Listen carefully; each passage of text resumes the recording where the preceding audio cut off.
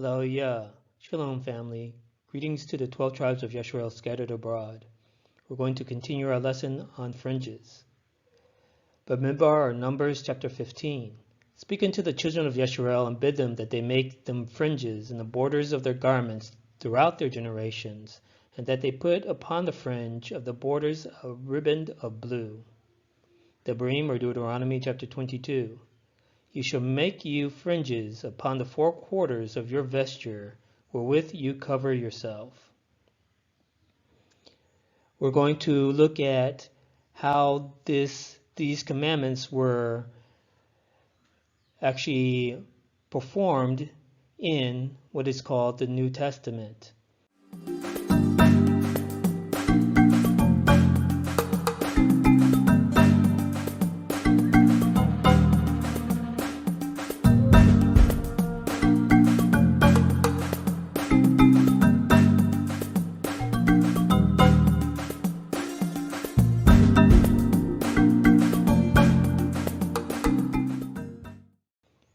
When we look at Devarim, or Deuteronomy chapter 22, we remember that the word fringe is translated from the Greek krespedon in the Septuagint. or Matthew chapter 9. And behold, a woman, which was diseased with an issue of blood 12 years, came behind him and touched the hem of his garment. For she said within herself, If I may but touch his garment, I shall be whole. But Yahushua turned him about, and when he saw her, he said, Daughter, be of good comfort, your faith has made you whole. And the woman was made whole from that hour. The word in English hem is translated from the Greek krespedon, the same word that was used for the gadil in Deuteronomy 22 in the Septuagint. And the word for garment is hemation. Krespedon, an extremity or a prominent part of a thin edge, skirt, margin, the fringe of a garment, a tassel, tuft. The Yahudim had such appendages attached to their mantles to remind them of the Torah. Hemation, a garment, the cloak or mantle, and the tunic, the upper garment, the cloak or mantle. Apparel, cloak, clothes, garment, raiment, robe, vesture. Here we see images of the hemation. The hemation is the same type of garment, the blanket that is used as a cloak or a mantle. And we see a painting describing the passage in Matthew of the woman touching the krespedon of Yahushua hemation, or his cloak. When we look at the Hebrew kasut, the cloak or the mantle that was wrapped around and also used as a blanket, we can see the similarity to the hemation. And we have to understand that Moshe was, by some estimates, 1,300 years before the time of Mashiach. And during that time of over 1,000 years, the Israelites continued to practice the same type of clothing, wearing the kasut, or in Greek hemation, and putting the gadil and the tzitzit upon the kasut. Matthew chapter 14. And when they were gone over, they came into the land of Gennesaret. And when the men of that place had knowledge of him, they sent out into all that country round about, and brought unto him all that were diseased, and besought him that they might only touch the hem of his garment. And as many as touched were made perfectly whole. So again, we see that Yahushua wore the krespedon, or the gadil, on his garment, the hemation. So we see that Yahusha maintained the commandment of wearing the Tzitzit and the Gedalim. How did the Israelites in Judea know that they only needed to touch the hem or the Gedalim of the garment of Yahusha in order to receive healing? Let's go to Malachi chapter 4. But unto you that fear my name shall the Son of Righteousness arise with healing in his wings, and you shall go forth and grow up as calves of the stall. The English word wings is translated from the Hebrew kanaf. Bamidbar, Numbers chapter 15, speak unto the children of Yisrael, and bid them that they make them fringes in the borders of their garments throughout their generations, and that they put upon the fringe of the borders a ribbon of blue.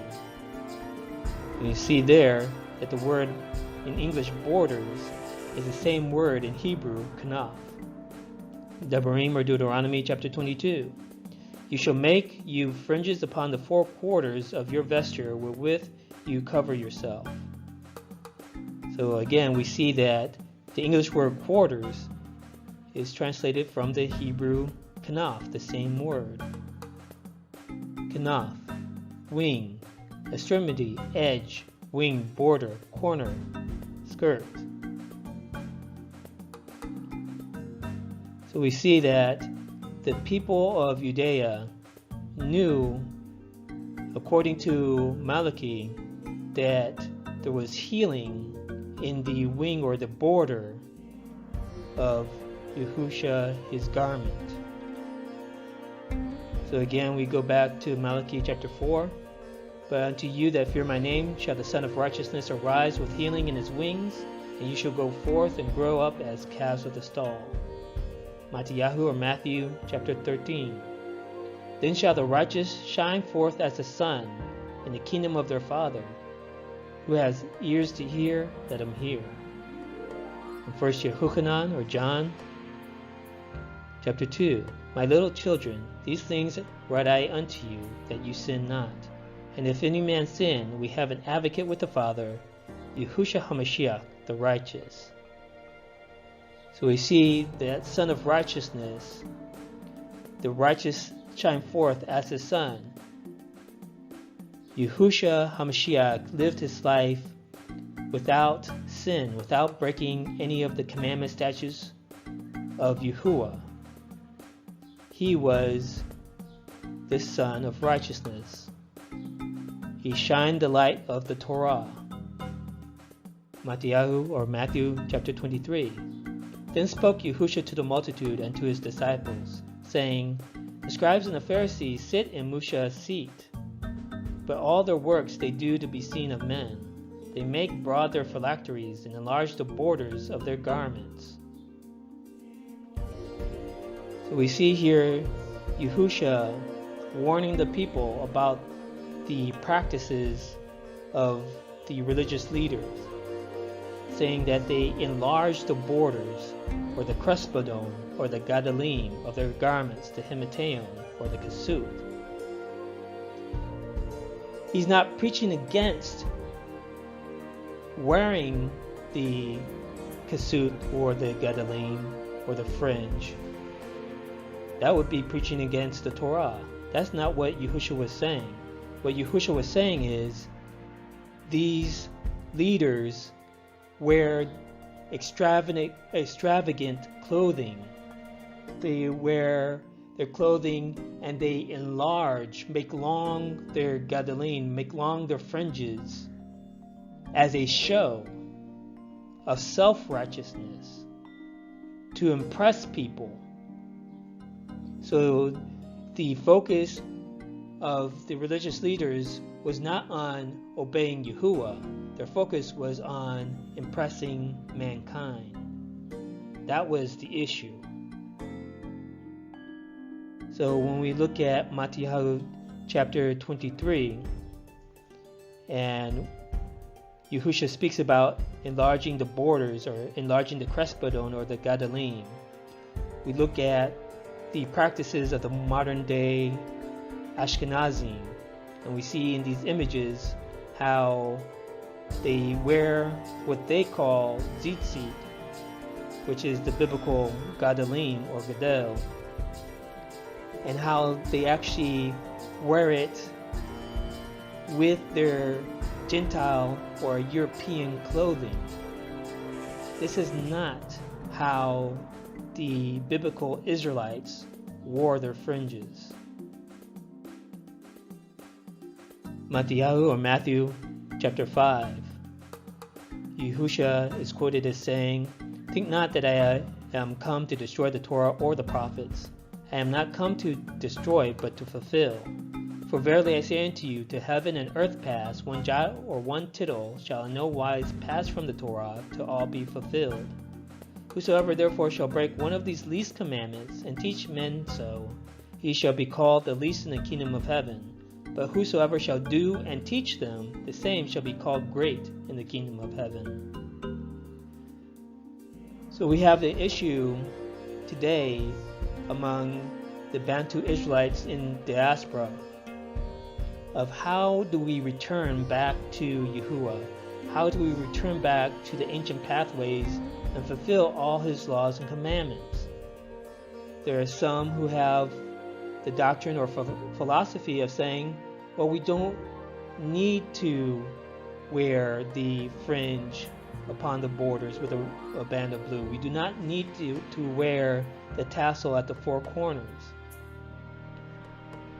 However, if we believe that Yahusha is the Mashiach, we can see that he himself said that the Torah shall not change.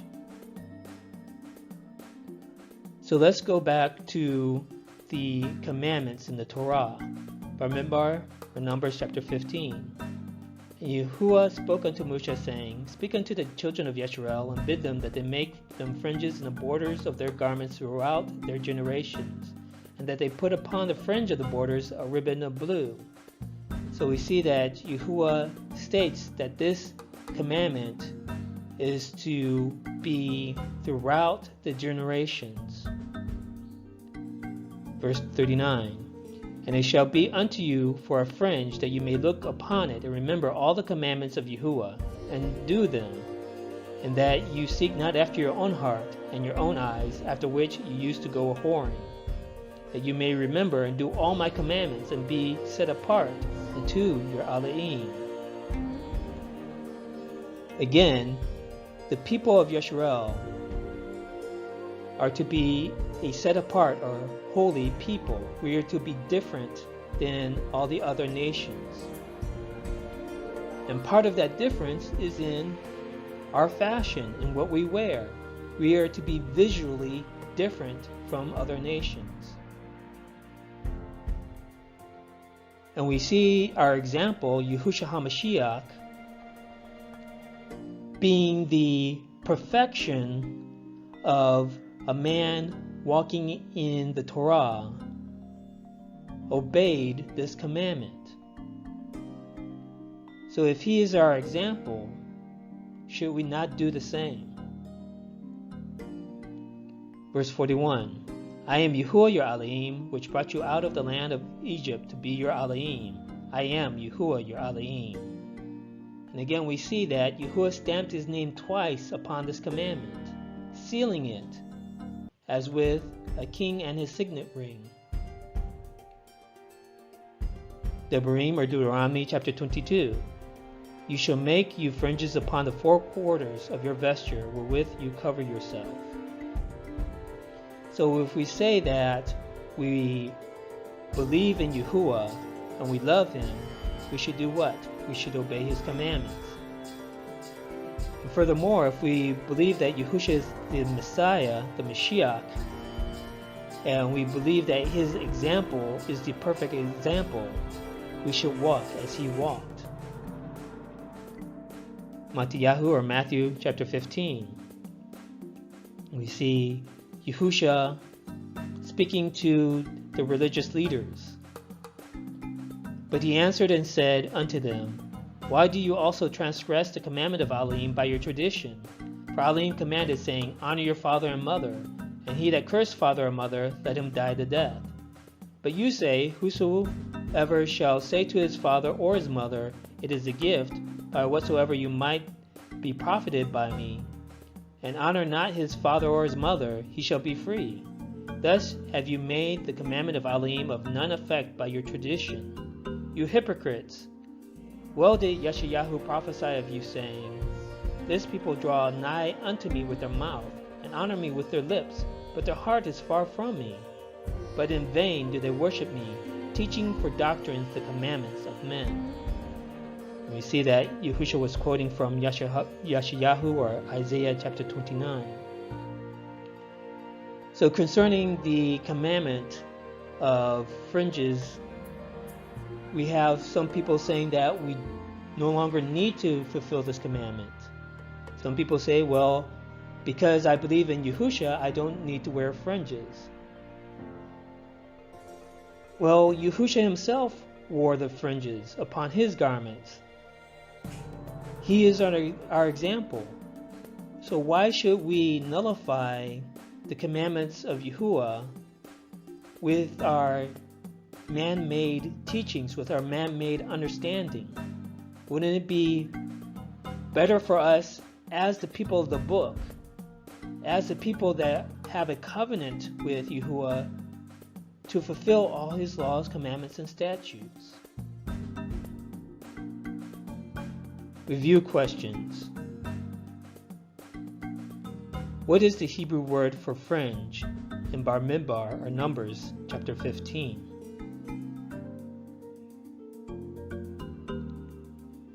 What is the Hebrew word for fringes in Devarim or Deuteronomy chapter 22?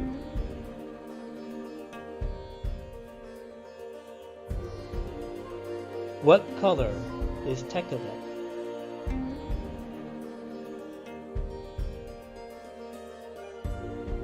Did Yahushua obey the commandments concerning fringes?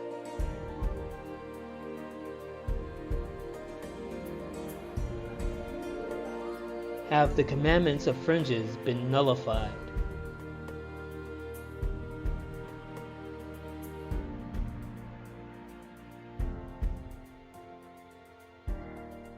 Yeshayahu or Isaiah chapter 8.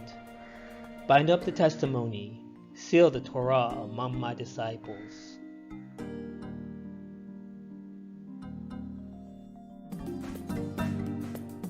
Thank you for watching this video. I hope you enjoyed it. Please click the like button and subscribe and be notified of future videos. Shalom, family.